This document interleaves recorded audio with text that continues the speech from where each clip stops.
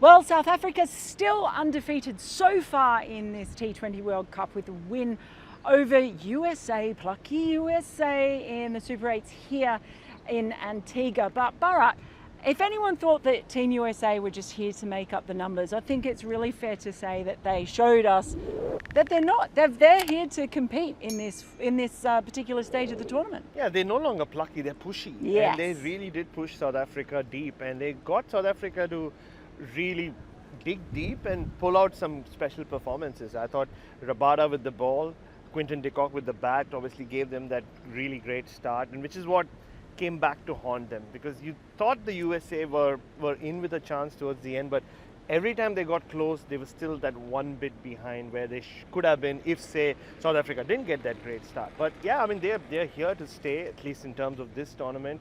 Who knows what happens with US cricket after this is done. But just a great atmosphere, wasn't it? Just to be here. There were so many American flags, which is kind of still like, it's almost like jarring because you're not so used to it. And the chants of USA, yeah, USA were massive. They really were right throughout. And you know, we're not used to them being the underdogs in anything, right? Like, so, I mean, I wasn't there in the US. I don't know whether you were in '94 when the women's team won the Football World Cup and everything changed for that sport there. But this is probably the only time we are experiencing the USA being the underdogs at anything. And yeah, so for once the USA chants don't sound like chants of dominance, but more of hope and belief. I think it's fair to say perhaps one of the key differences were the fact that South Africa were able to cope with the conditions and adapt to the conditions, both probably more so with the ball than with the bat. More batter-friendly pitches here than what they have seen in the US, of course, but also the conditions with the really strong crosswinds here are key. Their bowlers actually coped with it a lot better, and we saw Rabada at the end. I mean, he was crucial for them at the death in being able to contain the US, and but maybe also some nerves there as well for US. Nerves for sure. They just backed themselves, but maybe towards the end they didn't expect to come as close as they did, especially after what they were 99 for 5 at one stage. It took a special innings from House, the opener, and Harmeet Singh, my old buddy from Mumbai.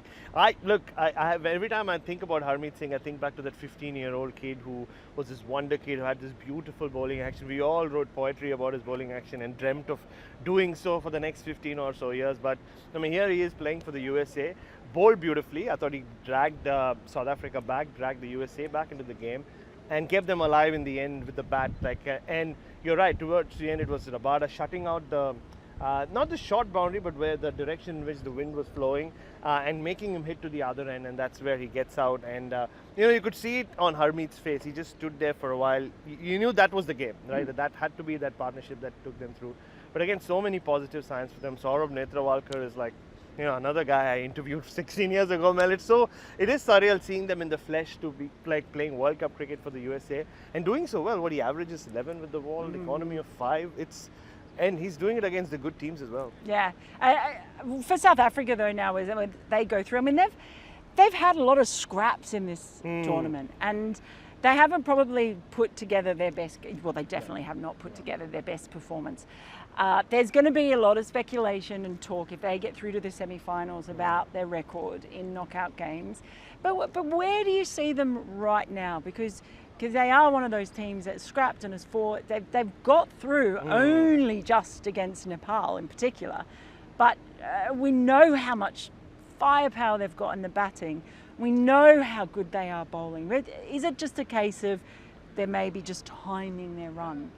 They hopefully are. And the one thing you rarely talk about a South African team which has a all-win record in a World Cup is them getting through.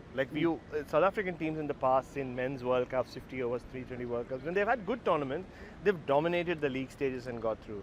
But here, I think there is a difference. They're getting those close games against associate teams going their way. I was there. I mean, still one of my favorite afternoons on commentary when the Netherlands beat them at the Adelaide Oval 2 years ago. But you thought the same against Nepal. You thought the same against even Bangladesh. But somehow South Africa are just staying ahead in these games. And even today, like Stuart Law said, you could see them getting a little nervous as the USA got closer. but they held their nerve, which has always let them down in these big games, which is what has led to their reputation, right? So I think they'll talk about the semis later. It's good that they've got this USA game out of the way. So now they can just go, and they know if they win one of the next two games, they should be in a good enough position to qualify. If their batters fire, like, you know, though you have those 3 or 4 guys in the middle who just will change the game single-handedly. And I think one of the more balanced bowling attacks in this World Cup as well. They have everything going for them, and I mean, hopefully they do get through. I think, well, I say this before every World Cup, it's always high time that they won a World Cup. So maybe they got close this time. Well, you're right. We just saw Quinton de Kock.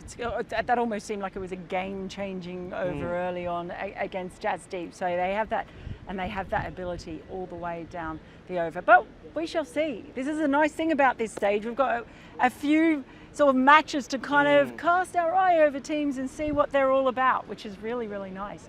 That's all from us in Antigua. Look how colourful we are together. On AM, on DAB, via the talkSPORT app and on your smart speaker. talkSPORT.